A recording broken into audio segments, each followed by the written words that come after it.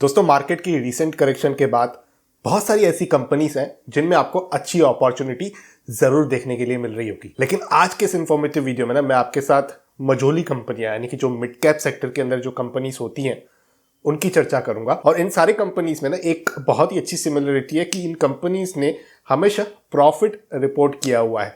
तो कहीं ना कहीं ऐसी कंपनीज जो लोग खोजते हैं, जिनके पास टाइम ड्यूरेशन बहुत बड़ा है, जो आज 9,000, 6,000, 12,000 करोड़ के आसपास के मार्केट कैपिटलाइजेशन में, लेकिन आगे कहीं ना कहीं बहुत ही अच्छी छलांग लगा सकती है, तो उन कंपनीज की चर्चा आज हम करने जा रहे हैं। और हमेशा की तरह इंफॉर्मेशन के रीड बिटवीन द लाइंस के अंदर हमें एक्शनेबल इनपुट भी प्राप्त हो जाएगा। तो शुरू करते हैं, आइए मिलकर सीखते हैं।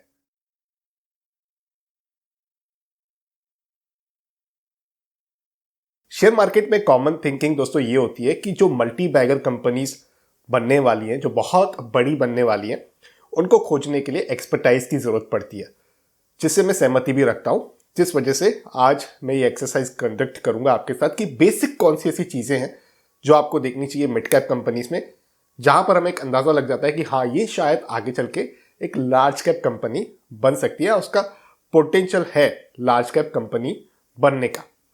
लेकिन एक्सपर्टाइज पाने के लिए यहां पर आज के डेट में बहुत सारे रेडीमेड टूल्स अवेलेबल है। तो आज ये सारी इंफॉर्मेशन मैं आपके साथ एक्सचेंज करूंगा, वो करूंगा स्टॉक एज के प्लेटफॉर्म के माध्यम से। स्टॉक एज एक ऐसा प्लेटफॉर्म है जहां पर आपको सारे कंपनीज की जो इंफॉर्मेशन होती है वो एक ही जगह पर बड़ी आसानी से मिल जाती है। और वहीं पर स्टॉक एज प्रीमियम भी आता है, जो आपको बिल्कुल फ्री में मिलने जा रहा है, अगर आप नीचे डिस्क्रिप्शन में दी गई लिंक के माध्यम से साइन अप करते हो। और कूपन कोड की इंफॉर्मेशन भी मैं नीचे डिस्क्रिप्शन में लिख दूंगा और पिन कमेंट्स में भी डाल दूंगा। यहां पर आप प्रीमियम एनालिटिक्स में देख पा रहे हो scans, investment ideas, investor portfolios, strategies, business houses, edge reports, investment themes, company filings, market breadth, derivative analytics, ऐसी बहुत सारी इन डेप्थ जानकारी जो कहीं ना कहीं आप देखना पसंद करते हो, जिससे कहीं ना कहीं आपको हमेशा की तरह एक्शनेबल इनपुट प्राप्त होता है, वो सारी चीज़ें इनके सेक्शन में मौजूद है। और वैसे भी ट्राई करना फ्री है। प्रीमियम वाला जो ये फीचर है मैं आपको फ्री में ही दे रहा हूँ। अगर आप इंटरेस्टेड हो तो ज़रूर नीचे डिस्क्रिप्शन में दी गए लिंक के माध्यम से ही साइन अप करें, कूपन कोड यूज़ करें जो स्क्रीन पर फ्लैश भी हो रहा है और नीचे कमेंट्स पे भी मैं डाल दूंगा, जिसके माध्यम से आपको जो स्टॉक एज प्रीमियम की मेंबरशिप है वो फ्री में मिल जाएगी। ऑफकोर्स ये लिमिटेड टाइम के लिए रहेगी। आगे अगर आपको इनका प्लेटफॉर्म पसंद आता है तो आप कंटिन्यू कर सकते हैं। अब इन्हीं के प्लेटफॉर्म के माध्यम से जो पहली मिड कैप कंपनी है उसकी चर्चा करते हैं, जो है जेके पेपर लिमिटेड। यहाँ पर जो रिसेंट गिरावट हुई मार्केट में, कंपनी के स्टॉक ने 3.5% की करेक्शन दिखाई है। और अगर इस कंपनी के हम लोग कुछ स्टेटिस्टिक्स की बात करें तो अर्निंग पर शेयर ठीक ठाक है, 41 का है। प्राइस अर्निंग रेशियो पी जिसे हम कहते हैं वो 9.31 का है। तो वैल्यूएशन के हिसाब से मुझे कहीं ना कहीं काफी सस्ता दिख रहा है, क्योंकि इंडस्ट्री के अगर पी को देखें हम तो 14.67 का है। डिविडेंड यील्ड की बात करें, क्योंकि डिविडेंड मेरा थोड़ा अपना पर्सनल फेवरेट सेक्शन रहता है, तो 1.43% का है, जो मैं कहूँगा डिसेंट है, रीजनेबल है। उसके बाद अगर हम डिलीवरी परसेंटेज की बात करें तो यहाँ पर भी ठीक ठाक नंबर्स हमें देखने के लिए मिल रहे हैं। 35% के आसपास का सितंबर 2022 का नंबर चल रहा है, तो ये भी मैं कहूँगा कि अच्छा नंबर है, बुरा नंबर बिल्कुल नहीं है।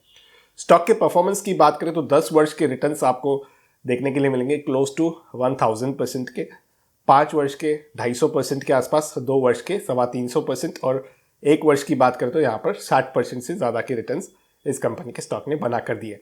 लेकिन रिटर्न ज़्यादा मायने नहीं रखते हैं। क्या सबसे ज़्यादा इंपॉर्टेंट है ना, आज के चर्चा का जो की टॉपिक है वो है एक्चुअली इनका जो प्रॉफिट है। आप यहाँ पर देख पा रहे हो, ये जो कंसोलिडेटेड नेट प्रॉफिट है ये 2016 से अगर हम देखें, यहाँ पर 2016 वाला ये जो चीज़ है, ठीक है, यहाँ से अगर आप देखोगे तो कंटिन्यूसली इस कंपनी ने प्रॉफिट बुक किया है। हर वर्ष में कंपनी प्रॉफिट ही बुक करते आई है। तो यहाँ पर जो एक ऐसा इन्वेस्टर होता है ना, जो चाहता है कि मैं ऐसी कंपनी में इन्वेस्ट करूं जो आज मिड कैप हो, क्योंकि ये मिड कैप है। आज आपको मैं दिखा रहा हूं, इनका जो मार्केट कैपिटलाइजेशन है वो 6,522 करोड़ का है जिस समय मैं इस वीडियो को बना रहा हूं। तो ये एक मिड कैप कंपनी है और पेपर प्रोडक्ट्स सदाबहार प्रोडक्ट्स है, इनका जो यूज है वो हमेशा रहने वाला है। और यहाँ पर अगर हम कंपनी के प्रोडक्ट पोर्टफोलियो की बात करें तो office paper, writing, printing paper जैसे एरियाज में रही है, तो मुझे कहीं ना कहीं लगता है कि इस सेक्टर के अंदर ये कंपनी अच्छा काम कर सकती है आने वाले समय में। और इंपॉर्टेंट ये जो नेट प्रॉफिट वाला चीज है, अगर किसी भी वर्ष ये कंपनी लॉस रिपोर्ट करती है तो मेरे हिसाब से समझदारी होगी उस समय इस कंपनी को दोबारा रिव्यू किया जाए और जो कंजर्वेटिव इन्वेस्टर है वो एग्जिट ले लें। शेयर होल्डिंग पैटर्न की बात करें तो ठीक ठाक है, प्रमोटर्स के पास 50% के आसपास की होल्डिंग है। सेकंड कंपनी की तरफ चल रहे हैं, जो अगेन मैं स्टॉक एच के ही प्लेटफॉर्म से रिव्यू करूंगा। यहाँ पर रिसेंट क्लोजिंग पर इस कंपनी के स्टॉक ने 2.5% की करेक्शन दी है। दीपक फर्टिलाइजर्स एंड पेट्रोकेमिकल्स की बात कर रहा हूं मैं, जो केमिकल्स और फर्टिलाइजर्स डोमेन से पिक की है मैंने। मार्केट कैपिटलाइजेशन 11,000 करोड़ के आसपास की है। यहाँ पर पीई की बात करें तो 11 का है, थोड़ा सा ज़्यादा है। मतलब अगर मैं इस कंपनी के स्टॉक प्राइस को देखूँ ना 875 का, अगर ये मुझे कहीं ना कहीं 790 से लेके 825 के रेंज में मिलता है तो मेरे हिसाब से मेरे लिए वो एक अच्छी डील हो सकती है। बाकी ये मैं किसी तरीके का बाय सेल का टिप नहीं दे रहा हूँ आपको, मैं बता रहा हूँ कि अगर उस रेंज में मिलता है तो मुझे काफ़ी कंफर्टेबल लगता है, क्योंकि यहाँ पर जो कंपनी के प्रोडक्ट पोर्टफोलियो भी है, आप यहाँ पर नाइट्रिक एसिड ले लो, आईएसओ प्रोपाइल अल्कोहल ले लो, मेथनॉल ले लो, कार्बन डाइऑक्साइड ले लो, इस तरीके के इंडस्ट्रियल केमिकल्स ये कंपनी मैन्युफैक्चर करती है। डिलीवरी परसेंटेज भी ठीक ठाक है, 50% से ज़्यादा की है सितंबर के महीने की बात करें। स्टॉक का परफॉर्मेंस भी ठीक ठाक रहा है। 10 वर्ष की बात करें तो 569% का है, और अगर एक वर्ष की बात करें तो 114% का है, जो ठीक ठाक रिटर्न्स होते हैं, राइट। यहाँ पर अगर हम इनके भी नंबर्स को देखें तो आप ये देख पा रहे हो नेट प्रॉफिट हर वर्ष में, और ये जो डेटा है दोस्तों 2014 से 2014 से लेकर 2022 की डेटा है, हर वर्ष में इस कंपनी ने प्रॉफिट ही रिपोर्ट किया हुआ है। तो ये मुझे एक अच्छी बात लगती है। और जैसे मैंने कहा, कंजर्वेटिव इन्वेस्टर को केवल एनुअल नंबर्स देखने हैं। जिस भी वर्ष में कंपनी नेगेटिव नंबर्स रिपोर्ट करती है, यानी कि जो नेट प्रॉफिट है वो नहीं है, लॉस रिपोर्ट कर रही है, तो उस समय कॉशियस हो जाना है और हो सके तो निकल भी जाना है। यहाँ पर अगर हम शेयर होल्डिंग पैटर्न की बात करें तो प्रमोटर्स के पास 47% के आसपास की हिस्सेदारी है। तीसरी कंपनी दोस्तों MCX multi commodity exchange of India, बहुत ही यूनिक बिजनेस है, असेट लाइट बिजनेस है। यहाँ पर इस कंपनी ने जो क्लोजिंग दी है वो 2.5% नीचे की दी हुई है। और अगर इस कंपनी के हम पीई की बात करें तो 44 का है, काफ़ी महंगा है, हाई बीटा स्टॉक है ये। यहाँ पर डिविडेंड यील्ड की बात करें तो 1.38% का डिविडेंड यील्ड है, और मार्केट कैपिटलाइजेशन जिस समय मैं इस वीडियो को बना रहा हूँ तो 6,435 करोड़ का है। हिस्टोरिकली कुछ कंसर्न्स रहे थे इस कंपनी में, जो मेरे ख्याल से आज के डेट में बिल्कुल भी नहीं है। तो ये कंपनी भी कहीं ना कहीं मुझे काफ़ी प्रॉमिसिंग लग रही है, क्योंकि यहाँ पर जो कमोडिटीज़ के अंदर की ट्रेडिंग है वो डे बाय डे उसका जो वॉल्यूम है वो भी बढ़ते हुए हमें देखने के लिए मिला है। यहाँ पर भी ऑप्शंस इंट्रोड्यूस होते दिख रहे हैं, और लोगों को हेजिंग की इन्फॉर्मेशन जैसे ही समझ में आ रही है तो इस एक्सचेंज के माध्यम से वो हेजिंग करके भी अपनी पोजीशंस को काफ़ी सिक्योर करने की कोशिश लगातार कर रहे हैं। डिलीवरी परसेंटेज 48% के आसपास है। अगर स्टॉक के परफॉर्मेंस की बात करें तो 1 साल के रिटर्न्स नेगेटिव हैं, 2 साल के रिटर्न्स भी नेगेटिव हैं। केवल 5 वर्ष का एक पीरियड है जहां पर आपको पॉजिटिव रिटर्न्स देखने के लिए मिलेंगे। 1 वीक जैसे टाइम फ्रेम की बात करना जायज़ नहीं है, तो यहाँ पर बहुत ही छोटा टाइम फ्रेम हो जाता है स्टॉक को लेकर। स्टॉक की चर्चा कर रहे हैं तो खास करके मिड कैप की तो 5-10 साल का टाइम तो मिनिमम हमें देखना चाहिए। तो यहाँ पर 5 वर्ष पे रीजनेबल रिटर्न्स दिया, और ये भी एक कारण है मुझे लगता है कि आज तक इस कंपनी के स्टॉक ने कोई अच्छा खासा रिटर्न नहीं दिया हुआ है। तो शायद stock market is a game of a probability my dear friends, तो शायद मुझे लगता है कि कहीं ना कहीं आने वाले समय में ये कंपनी अच्छा कर सकती है। जिस हिसाब से वॉल्यूम्स बढ़ रहे हैं उस हिसाब से कंपनी शायद कहीं ना कहीं अच्छा परफॉर्म करे और इसका स्टॉक भी अच्छे रिटर्न्स बना कर दे। क्योंकि यहाँ पर अगर हम इनके नेट प्रॉफिट को देखें तो हर वर्ष में, और अगेन मैं रिपीट कर रहा हूँ, 2014 से लेकर जो डेटा मैं आपको बता रहा हूँ स्टॉक एच के प्लेटफॉर्म पे, वो बता रहा हूँ हर वर्ष में इस कंपनी ने प्रॉफिट रिपोर्ट किया हुआ है, तो वो एक कॉन्फिडेंस ज़रूर दे रहा है। शेयर होल्डिंग पैटर्न की बात करें तो यहाँ पर प्रमोटर होल्डिंग 0 है, बाकी आपको मेजरली यहाँ पर पब्लिक होल्डिंग ही देखने के लिए मिलेगी। बढ़ते हैं चौथी कंपनी की तरफ दोस्तों, जो है Sonata software limited. Recent close में 3% के नेगेटिव रिटर्न्स के साथ इस कंपनी के स्टॉक ने क्लोजिंग दी है। IT सेक्टर है, थोड़ा सा पेनफुल है, लेकिन यही तो मौका है, हमें धीरे धीरे एक्यूमुलेट करने हैं। एक साथ तो स्टॉक्स रिटेल इन्वेस्टर ऐसा अगर आप खरीदते हो तो वो कोई अच्छा डिसीजन नहीं होता है दोस्तों। स्टॉक्स कभी भी धीरे धीरे खरीदना चाहिए, मेरी स्ट्रेटेजी तो ये होती है। 7,200 करोड़ के आसपास का मार्केट कैपिटलाइजेशन है।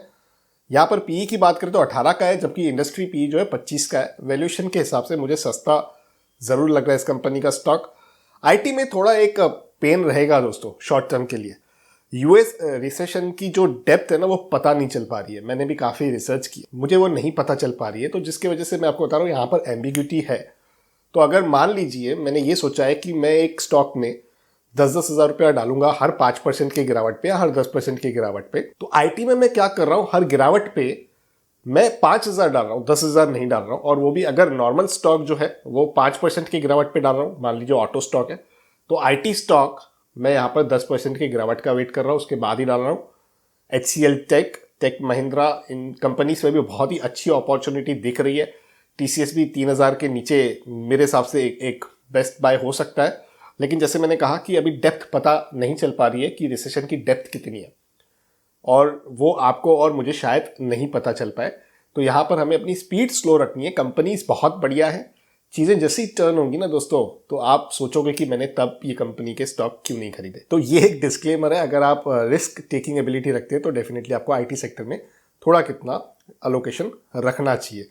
यहाँ पर स्टॉक के परफॉर्मेंस की बात करें तो 10 वर्ष में 3,000% से ज़्यादा के रिटर्न्स, 5 वर्ष में 350%, 2 वर्ष की बात करें तो 100%, 1 वर्ष में 25% की करेक्शन इस कंपनी के स्टॉक ने दिखाई हुई है, जो मुझे लग रहा है कि एक अपॉर्चुनिटी, जिस वजह से मैंने इसे पिक भी किया हुआ है। लेकिन उसके अलावा जो मेन कारण है दोस्तों वो ये भी है कि यहाँ पर अगर हम इनके प्रॉफिट एंड लॉस को देखें तो नेट प्रॉफिट हमेशा आप देख पा रहे हो इस कंपनी ने भी काफ़ी अच्छे रिपोर्ट किए हुए हैं, किसी भी वर्ष में लॉस रिपोर्ट नहीं किया हुआ है। शेयर होल्डिंग पैटर्न की बात करें तो यहाँ पर 28% के आसपास प्रमोटर की हिस्सेदारी देखने को मिल रही है। तो ये जो चीज़ें हैं ना दोस्तों की नेट प्रॉफिट अगर हर वर्ष में कंपनी अच्छा रिपोर्ट कर रही है, कंसिस्टेंसी है, लॉस रिपोर्ट नहीं कर रही है, वैल्यूएशन सस्ती है, उस बिजनेस में ग्रोथ दिख रही है, तो डेफिनेटली आपको उन कंपनीज को थोड़ा समय देना चाहिए।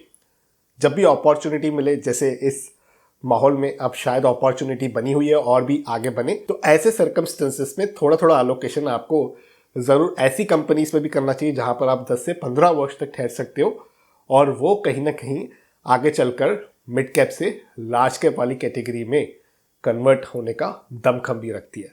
तो इन चारों कंपनीज में से आपकी कौन सी कंपनी फेवरेट है उसे आप नीचे कमेंट्स में ज़रूर लिखें।